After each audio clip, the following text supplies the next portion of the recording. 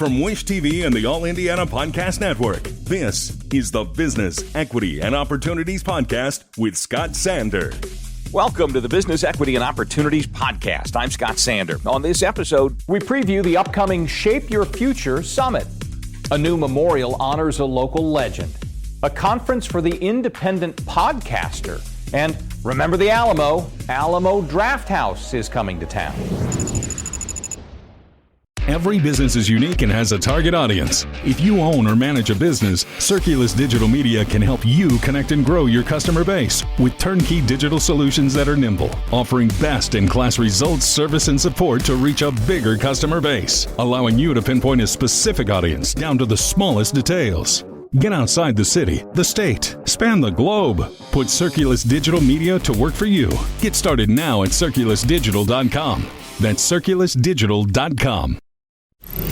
It is time on Business, Equity, and Opportunities to talk accessing capital. Indie Hub is an organization that aims to engage, empower, and embrace 20 to 30-somethings of all backgrounds and lifestyles who live and work in our area. To that end, Indie Hub is hosting a Shape Your Future Summit. It's Tuesday, November 14th, all day at 16 Tech. We talked to Al Carroll, president of the Indie Hub Board of Directors. This is Business, Equity, and Opportunities. Access to capital. Yeah, my name is Al Carroll. I am the president and CEO of Indie Hub. Indie Hub is a nonprofit organization. Our mission is to grow, engage, and empower a community of 20 and 30-somethings who are connected to Indianapolis and invested in its future. And we do that by delivering experiences that create advocates for Indianapolis. The Shape Your Future Summit is an opportunity for young people to deliver their perspectives on what they want the future of Indiana and Indianapolis to look like. This is an effort that's been going on in our world for a couple of years, and we're really proud to collaborate with our friends at CICP for this effort that's really extended to a statewide initiative, even broader than where we typically focus.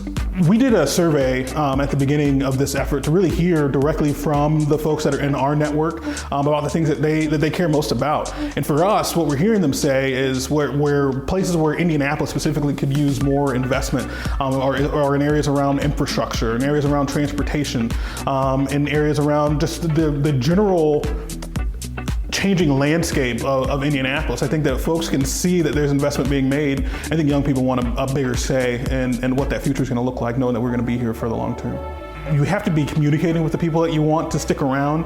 And when we talk about the future in Indianapolis, we think about it like 20, 30 years from now, right? And for us, for a lot of the folks that are in our community, we intend to be here to see out some of those things, right? And I think that engagement in that conversation, when we know that we're going to be here for a while, I think that's what we're hoping for in this effort. But truly, I think that's what it's going to take for Indiana to keep and retain that talent. It's not only asking the question, but actually listening back to what folks are telling you. And I think that as I've seen us be able to ask those questions, folks aren't short on sharing their perspectives. I'm not sure Indiana is always listening to what young people are saying that they want out of the place that they want to call home. But I think that my intention is to make sure that young people know that they don't have to put up with that for long. We want to illuminate the pathways to leadership for these young people so that they can be the change that they want to see in our communities. As someone that's come out of university recruiting, I also know that there's a vast international community that exists on these university campuses. We have people that are coming in from all over the world to go to these places, to innovate here, to learn here, and I don't know that we're doing enough to embrace those young people either. But I think that from a global economy standpoint, I think the opportunity that exists in Indiana is clear to me. But I do think that the focus, for me, truly my focus is much more local than the global impact I think that you're asking for, right? I think that for me, what I wanted to do is, or what I want to acknowledge is our ability to embrace the people who are here. Diversity is a fact. What I think is that inclusion is a choice, and it's a choice that we continue to make every day in Indie Hub. But when I think about the global community in Indianapolis, I think about the people that are here, and all of the the diverse backgrounds that make up the diverse cultural backgrounds that make up our community. When I think about that, there are young people who want to make an impact in each one of those cultures. And for us, it's about how do we connect with them to help them to see the same resources that we were talking about earlier, right? This is a place with vast resources. But I don't know that we always embrace our international communities to say what the entrepreneurs in these environments could do, for the young people in these environments that have these ideas about how to make this a better place. I think we need to do more in our efforts to engage them. I think hopefully they'll find that they have intrinsic power in this dynamic. Folks under the age of 40 make up about a third of the population in Indianapolis, right? We think about folks between the ages of 18 and 40. If we are voting in a real way, or we're out in real numbers, I think that we can make an impact on not only local elections, but statewide elections as well. My hope is that folks will see that that they don't have to be a passenger in the development of their community, right? That we are in the driver's seat, and that we want to illuminate the pathways for you to actually make impact. It's not about just complaining. It's not about, raising your voice is part of it, but when you can raise your voice and actually connect to the people who can make an impact, that's what we're hoping that people learn in this conference. That who are the people that can make things happen in your area? What are the pathways for you to get involved with those people? And then through that, what's the vision that you want to see out of the community that you want to live in the next 15, 10, 20 years?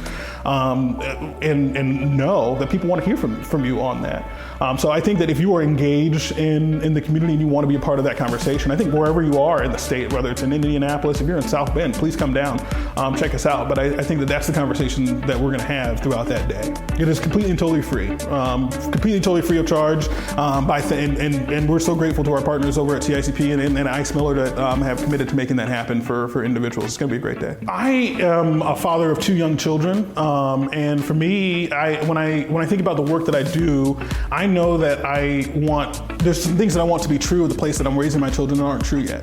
And I think that it is, I have, in my career, I've been able to take the agency to say, I know that I can do something about it. And I think that's what gets me fired up every day. We're not quite where I would want to be yet. And what I expect out of Indiana is a lot. But I also know that everything that I've accomplished in my adult life, I've accomplished in Indiana. Whether it's graduating from college, whether it's raising those children, whether it's getting those jobs. And I believe in the opportunity that exists here. I'm not from here originally, I'm from Florida. And I've come and lived here for about 15 years now. And my life has gotten better every year since, right? And that's the message that I think I want to communicate to folks more than anything. And it's why I'm so passionate about this place that we live. I don't think that people that are from here always see the same benefit that folks that are coming in from the outside that have taken advantage of some of these things. I want folks to see it that way as well.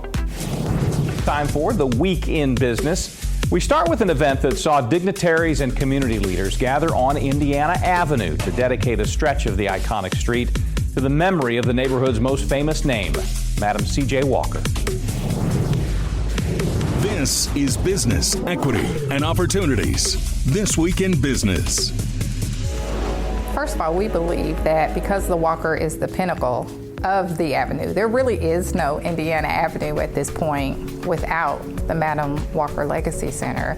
It is the only entity that is still around in its original form and doing its original function from its heydays 96 years ago.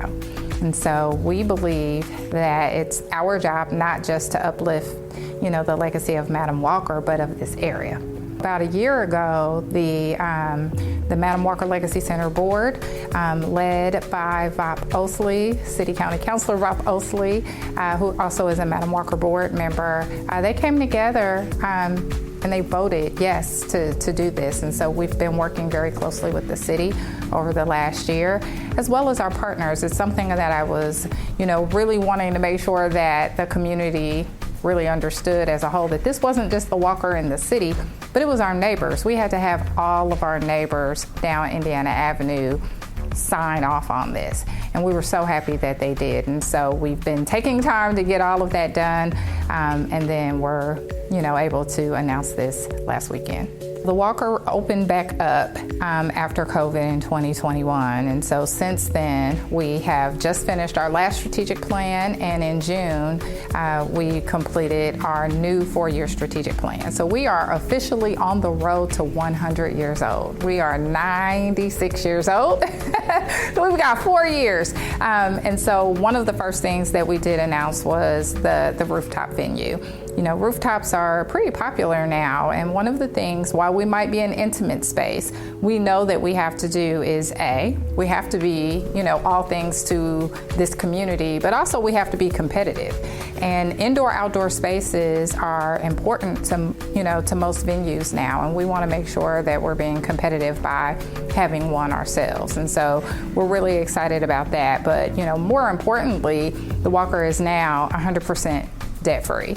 And so one of the last pieces of the last strategic plan was for us to unload the investment management properties that we had along the avenue. And so by doing that, we had a parcel in the 500 block and then one right next door. And they both have now been sold to what we feel are developers that are also strong community partners. And being able to do that has given us the opportunity to be debt-free, but also to be able to create an endowment so that the Walker can be financially sustainable moving forward. What the Madam Walker is doing, we actually support entrepreneurs. That is one of our primary pillars. And so the small Black businesses that actually are within the Indianapolis community, whether they're actually located on the avenue or not, we support those. We support those entities year-round. Just the fact that her legacy is living on. I think that's what gets me the most excited, because I'm from Indianapolis, so I've always heard, I grew up here, I've always known about Madam C.J. Walker. My grandparents always told me their stories, and now to be able to create something new that will be a legacy, something that I can share with my son and that he would be able to share with his children. That's what gets me the most excited, is that it's not just remembering the past anymore, but we're creating history right now.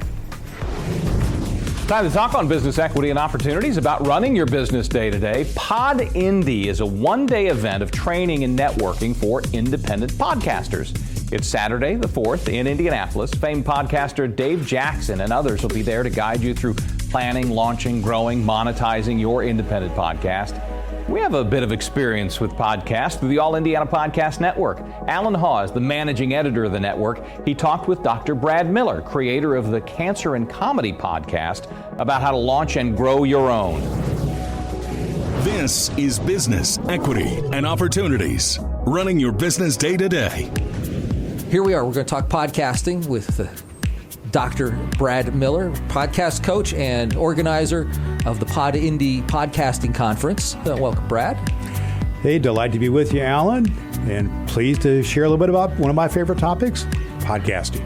So podcasting, I guess we ought to get down to the basics here and talk about what a podcast actually is. A podcast is a recorded message. It can be very brief, it can be very lengthy, and can oftentimes can be time shifted, which means it can be recorded, and then the person who listens to it on their phone or on their computer can listen to it whenever they want to. It makes it a little different than broadcast, which it's a time frame. You have a certain time that you need to listen to the DJ or to the television program, whatever it is, but you can listen to a podcast at any time. So over the years, podcasting has grown, and now it's gotten to the point that we now have a podcasting conference here in central Indiana. Absolutely. PodINDY.com is coming to Indianapolis on November 4th, 2023 in Whiteland, Indiana. It's going to be held, the venue is going to be at the Heaven Earth Church at 309 East Main Street. That's right across from the Whiteland Community High School. And what that is just a one-day event one afternoon, really, 12 to 5. And the organization I'm part of, the podcast that I do, which is called cancerandcomedy.com, is bringing in Hall of Fame podcaster Dave Jackson to headline the event. And we're just going to focus in on how people, independent podcasters, can plan, launch, grow, and monetize their independent podcast. And we've got some local legends, including one Alan Hall from the All Indiana Podcast Network is going to be there. And it's, as far as I know, Alan, maybe you can help date me here. It's the first live podcasting event in Indy, maybe ever, but at least for a long time. First one that I know of. Yeah. And so now podcasting for you has grown to the point where you want to organize an event for other podcasters, such as PodINDY. So who are you hoping to reach with PodINDY? I want to reach people who are the independent podcasters. That is the people who have an idea, a passion, and they want to get the word out there. I mean, maybe it's your passion about your niche hobby, or it could be your passion about the business that you have and to tell the world about what it is that you do and how you can help them, through what you do. Oh, yeah. There's people who are business consultants and coaches and things like that. There are also people who do things like knitting, and do things like sales for trinkets and things like this, building model boats. I've heard of all kinds of podcasts where people can talk about whatever their passion is. They're able to talk about it and get it out there. And but not everybody is always well-versed in kind of the how-to do it. And that's why we've created PodINDY.com to help those people who are listening to our voices here today think, I just need a little push here, a little opportunity to give a little bit of training to get me going. And if you come to PodINDY.com, we're going to help you do just that, to get your podcast out of your head, into the microphone, and out to the world. So if somebody goes to PodINDY with an idea that they want to bring into the world and just maybe need somebody to help hold your hand as you go through the process, what are they going to get at PodINDY? What they're going to get at PodINDY is Dave Jackson is a Hall of Fame podcaster. He is our key leader through the whole day. His book is called Profit from Your Podcast. So he teaches the whole process of how to plan, launch, grow, and monetize your podcast. So those 4 pillars will be a great part of what we're doing, and that'll be interspersed with some of the other elements of a podcast. So if somebody is still thinking about maybe wanting to do this but needs just that little extra kick over the line, what can you tell them to Well, here's a couple of cool things. First of all, if you go through the All Indiana Access, and we can offer you a 15% discount if you just put in Wish TV there. That'll give you a 15% discount on the $27 tickets. Also, at this event, we're giving away a couple of books. Dave Jackson has a book called Profit from Your Podcast. He's going to sign a couple of copies. That'll be a giveaway. And one of the cool giveaways we're going to have is a complete podcast studio that's going to be made available by one of our sponsors, is the Focusrite folks. And they are providing a studio which includes a mixer, headphones, and a cool mic. That'll get you started right there. So there's a few things that could be helpful to be incentive to you. All right. Well, hope everybody comes out to PodINDY and also the Clean Comedy Cancer Benefit event that's going on November 4th in Whiteland. It's all at Whiteland, Indiana, Heaven Earth Church, 309 East Main Street, right across the street from the Whiteland Community High School. Let's focus on an industry. Last week, the focus was on Lafayette Square Mall neighborhood and the plans from Soho's Capital to revitalize the area. The announcement of a new theater is a big step toward that goal. Alamo Drafthouse Cinema plans to go in across the street from the mall. We talked to the founder of the chain, Tim League, about coming to the Midwest. This is Business, Equity, and Opportunities. Industry Focus. I'm Tim League. I'm the founder of Alamo Drafthouse Cinema, which is a movie theater. It's been around since 1997. It started off as a single-screen movie theater. Our biggest differentiation is draft houses at our name, so we've always, from the beginning, served beer and wine and cocktails, but we also do scratch-made food in our kitchen, so we kind of upgraded the concessions quality of a traditional movie theater. And we're also known for having a really diverse mix of interesting programming, from big blockbusters to classic films to independent films. Maybe the biggest change in terms of business is the instant feedback loop that we have today. So, on the movie side, if you had a movie that wasn't very good, and you tried to squeeze it out to market, you would hold back reviews and you wouldn't tell people that it's bad. And then, and you'd get a great opening weekend if your marketing materials were good. But nowadays, the first humans that see the film, they immediately go online and the reviews propagate immediately. And that's also the same with, food and beverage as well. And so what I think that's done is it's amplified the need to always keep a higher level of quality and customer service forward. And there's pressure to do a great job, to create a great experience, or else you're not going to be in business anymore. So we're in the out-of-home experience business. So no matter how many things or how many streaming services there are, every once in a while you want to get out, you want to be amongst people, you want to have an experience. Like I'm a movie crier. I cry a lot at movies. But at home, when I'm watching something on my laptop, it doesn't really resonate. I think when you see it big and immersive and you have just a great experience of going out, having a great meal, seeing something amazing on the biggest possible sound system and bright picture, it's not the same as watching something in your bed on your laptop or on your phone. So we're very bullish that people are going to continue to want to get out and have experiences outside of their home, outside of streaming. I'm actually fairly traditional when it comes to cinema and technology. There was a big innovation, you probably heard of it, in 1927 when they introduced sound. That was a big one. Everything past that is window dressing.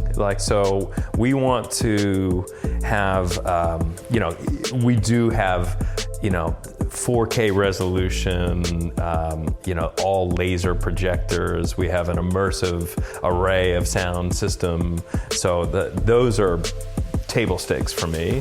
But beyond that, I want the lights to go down, the auditorium to get dark, and you just get lost in the story. And there hasn't been that many technological achievements since 1927 that I really care that much about. I'm more of a classic. Let's put on a great show with great picture, great sound.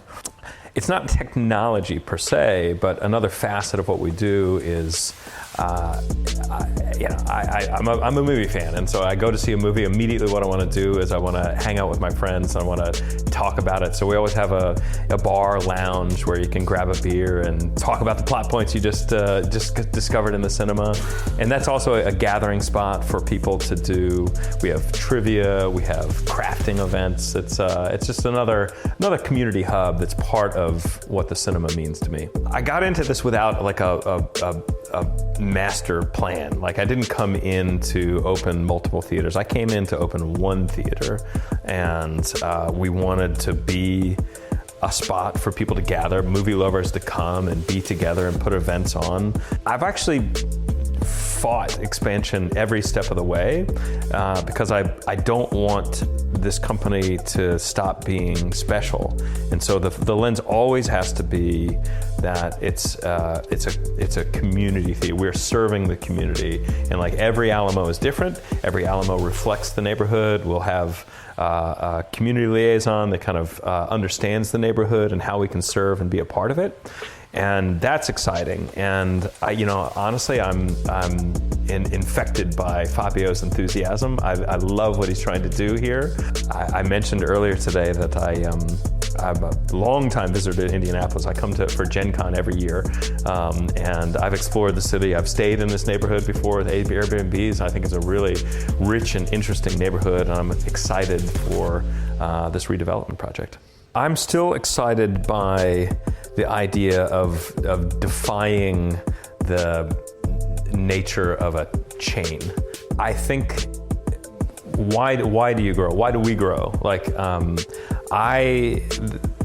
like to continue to grow because I feel like with every new location, there's a new community that we can introduce a wider array of films. So I love to support independent films. So we make money on Barbie, we make money on Oppenheimer, but we support a huge array of independent films, and I'm always excited about the next generation of young filmmakers who, we can play a small role in developing their career and being there to support their films in a cinema, which is really meaningful to me and meaningful to a lot of them. So I'm excited to be able to play my role to support the real creatives who are actually making beautiful stories.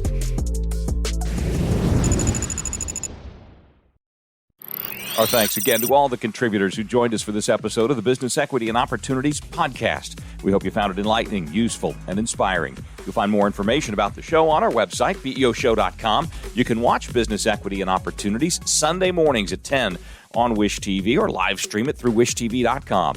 Each week we provide 7 full segments with topics ranging from how to get started and how to access capital to the day-to-day running of your business and questions about accounting and bookkeeping. We feature business news and trends and always share a success story from one of our contributors. Join us next time for more insights into the world of small business. Be sure to sign up for our Business Equity and Opportunities newsletter to get even more valuable, up-to-date information. And if you have any questions or you'd like to be part of our show, please email us. The address is beo@wishtv.com.